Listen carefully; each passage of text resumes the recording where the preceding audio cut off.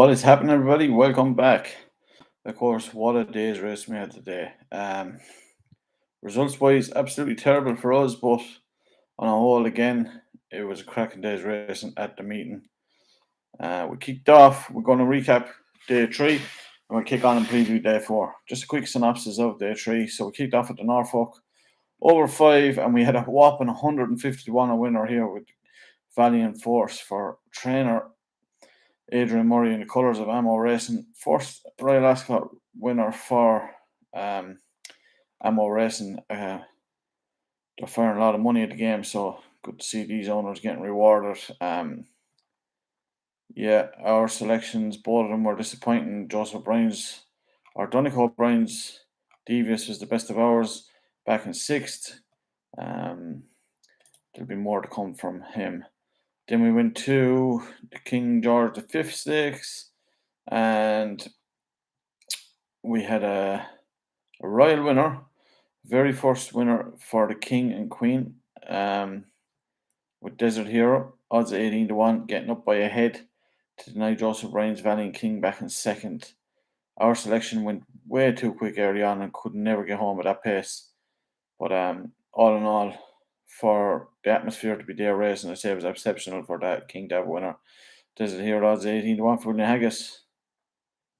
Then we went to the Ribblesdale Stakes. This was for the fillies. It was over a mile three, and Warm Heart here was a very, very good winner for Aidan O'Brien. Ryan Ward odds 13 to 2.5 length winner. Lamina Rock back in second. Odds on favoured was very disappointing. Very wide the whole way. It still wasn't good enough on the day. Then we went to the feature race. This was the Gold Cup, and we seen Frankie Dettori combined with John Gosling here. Of course, what a difference 12 months can make. From the pain and heartbreak last year to the absolute undulation and triumph this year. Courage, mon ami. Odds of 15 to 2, unbeaten this horse now. I thought Coltrane was a very worthy second. Thought he had it in the bag, looked and travelled like the best horse throughout the race, but Frankie Dettori came with some run and got up by 3 cars a length in the end. Subjectivist ran a cracker last 2 years ago as a winner who was out, who missed the whole season with injury. He ran a cracker back in third, definitely more to come from him. And he's definitely back in the frame now as well. Mark Johnson, or Charlie Johnson's runner now, should I say. Then we went to Britannia Stakes, the Heritage Handicap, and we had what did we have in this? We had a sixth horse, but the winner was Docklands for Harry Eustace and Haley Turner. Odds of 6 to 1, but never Endeavour back in second at 22 to 1. Then we went to the Hampton Court Stakes and the Derby fifth with Barrow. Ran out a very impressive winner here, giving Tom Marquand a double on the card at odds of 7 to 1 for trainer Ed Walker. And then we went to the final race of the day, the Buckingham Palace Stakes. Our selection, if you watch it back, was very, very unlucky, and he ended up 25 to 1. Bolster, definitely keep an eye out for that horse the next day. Absolutely got wiped out of it. James Doyle had nowhere to, or sorry, I'm talking about the penultimate race. In that race where Ed Walker's horse won, our selection Bolster, he ended up 10th in the end, but was coming with a run down the middle of the track, just starting to wind him up. James Doyle was just starting to get him in full flow. He would definitely in the top. He would have made the frame easily.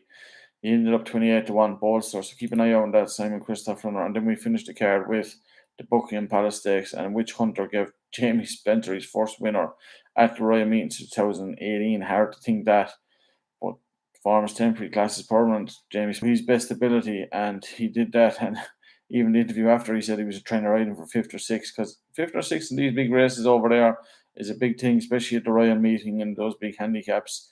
To fill the top 4 or 5, it's an exceptional run. And then he was saying 2 out, he thought he may have a chance to feature top 3, and then 4 now he said, right, I'm going to win this. But yeah, Witch Hunter, Richard Hannon, 50 to 1, finished an absolutely fantastic day's racing. If you're watching it, and if you got a couple of those big price winners, fair play. Then, right, we're going to kick on day 4 already. We're going to kick on with day 4 again. Half 2 start, 7 races on the card, and we're kicking with the Albany. It's a 2-year-old contest for fillies over 6 furlongs. We've got 18 runners lined up here. we've got some very interesting runners here, of course. There's one that catches my eye is Michael O'Callaghan. Navassa Island, bought out of the breeze ups, finished second on debut in a Group 3 behind Donegal O'Brien's runner who reports here, Port of Fortuna, who had already won a race. Of course, Michael O'Callaghan's charge as I said, made his debut in this race at Naas, and only went down by a neck, doing a lot of his late work was his best work. Colin Keane gets the nod here. Yeah, this lad's going to go very close if he steps up from that, which he should do, and he'll come on an awful lot from that run. So I give him the nod here to get the better of Portaventura. It could get Michael O'Callaghan off to a very good start here on day 4. One for the each way players, do it with style. Very impressed with this daughter of 10 Sovereigns win at the Curragh, and the form has been franked a little bit. Some of the placed horses have come out and won. Gavin Ryan's stable, Jockey Donegal O'Brien's keeps the ride. 22-1, definitely worth an each way play here. Then we're going to kick on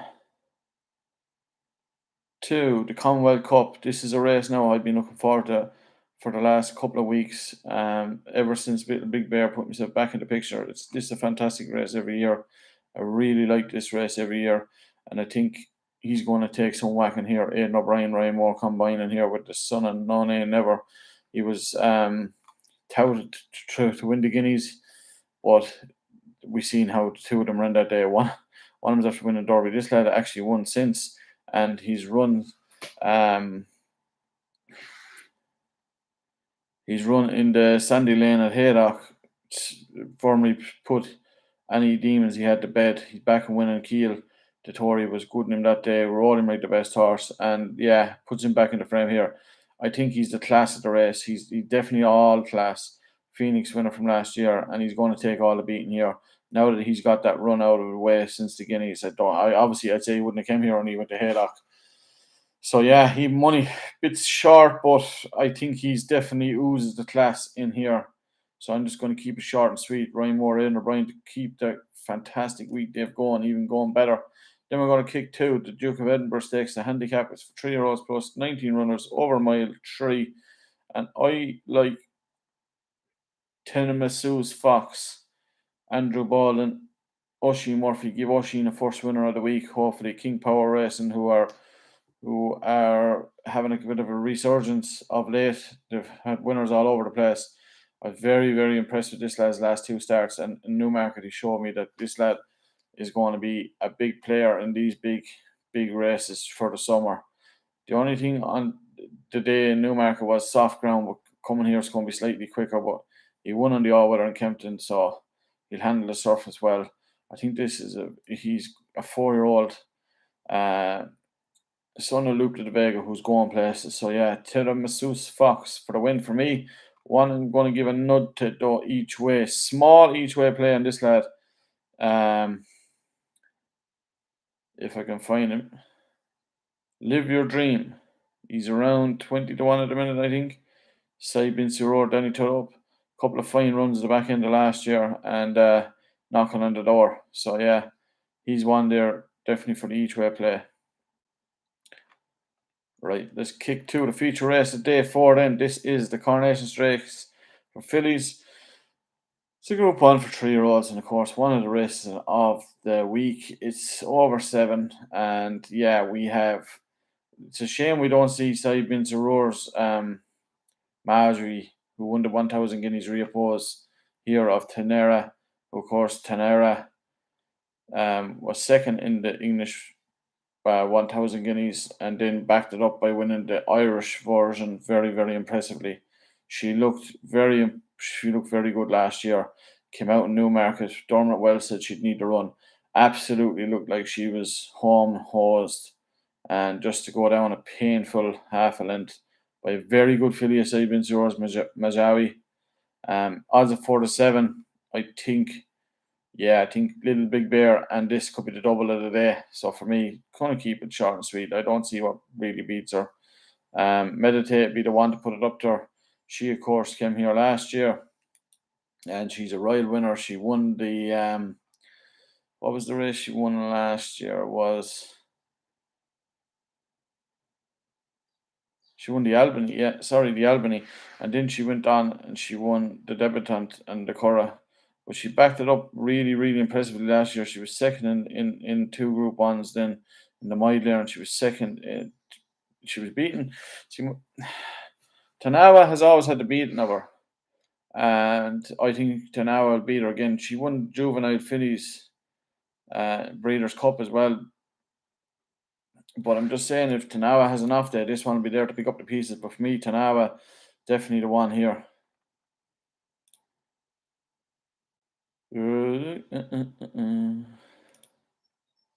Where are we now? All over the place. Okay, it's been a long week. Then we're going to go to the Sandringham Stakes. It's a Fillies handicap over a mile. 31 runners line up here. This is an absolute. It's a hard race to try and find a winner of. I have one at a massive price. I'm just going to touch on one at a massive price. Jessica Harrington's and Colin Keane are combining here again with Flaxman Colour Fonishkia, a Galileo daughter out of a very good mare, Baka Bakayata. And yeah, I think a couple of runs the last day. She ran the Group 3 the last day. And she won a maiden very impressively in Turles. She took a couple of, that was her third start. But the signs were after that she was going to be. That was the back end of last year. She was going to have a good, decent future this year. I just think her 2 runs this year. I know she hasn't won, but she was only beaten. She wasn't beaten that far in races. She was fancied and good races. This is going to be a bit different to her now. She won on soft ground in the maiden, and she's ran on soft or good to yield, and so the ground's going to be quick. And maybe might play to her strengths. She's impeccably bred out of a stable and combination that had a winner already in the week. So it odds at 28-1 at the minute. I'll definitely take a little chance on her each way. And the way the results are going at the minute, wouldn't be surprised. It's all big prices at the minute. But yeah, no, I'll definitely take a chance with her. I think she's too big of a price to be overlooked at that. Look, yeah, no, I'm just going to keep it short and sweet. I went through the form, and I just think there's little snippets there to show that she got signs that she should put in a bit of a show for herself here. So that brings us to the penultimate race of day 4. This is the King Edward VII Stakes. It's over a mile 3. It's a Group 2 for 3-year-olds, and we've only got 6 runners lined up here. But again, we've a short one with King of Steel, Derby runner up.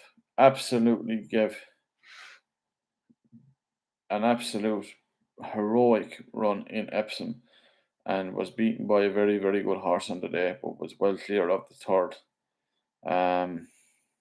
Yeah, didn't go to Plan Dante. It was withdrawn at the start, but yeah, this Willem Bassett colt, he's going to take all the beating here, bringing that form in. So I'm going to keep it short and sweet. Arrest. Don't think he could go on the ground. Dubai Mile.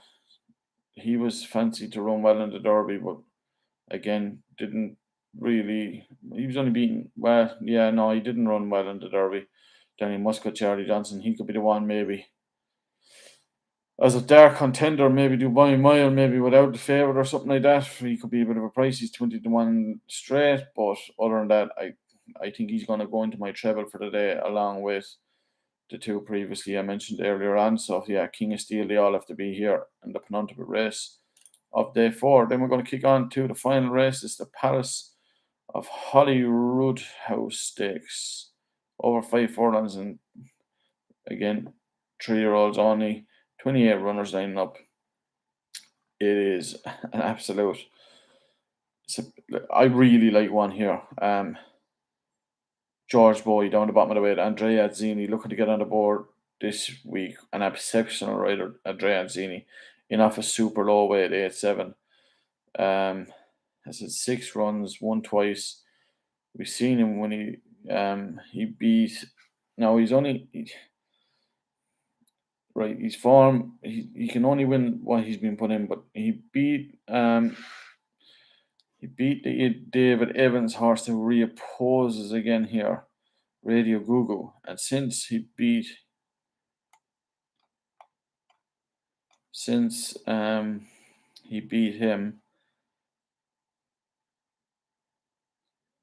since he beat her, sorry, she's gone on to win 5 of her 6 starts since. She's shown great guts and determination that actually Mare, she could be one for a little bit of an each way play as well. Radio Google for David Evans, Ben Curtis. But for me, I think George Boy's runner here. Yeah, connections. The owners won a race here last year. So I think they could have a second royal winner. Contenquisti or Door. About 5 or 6 to 1 at the minute. So yeah, take all the beating there. Yeah. Okay, that concludes day 4. We had not a great day for our selections today, but you look, it is what it is. There was some big price runners that could have just snuck into frame and were thereabouts.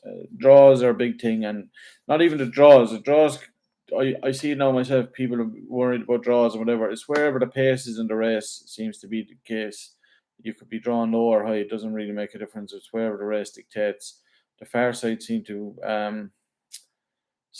have a lot of the pace this year, and it's just so it happens. But on a go on day, I think you could have yeah, you can take the draws out of it. Look, I'm not going to waffle on anymore.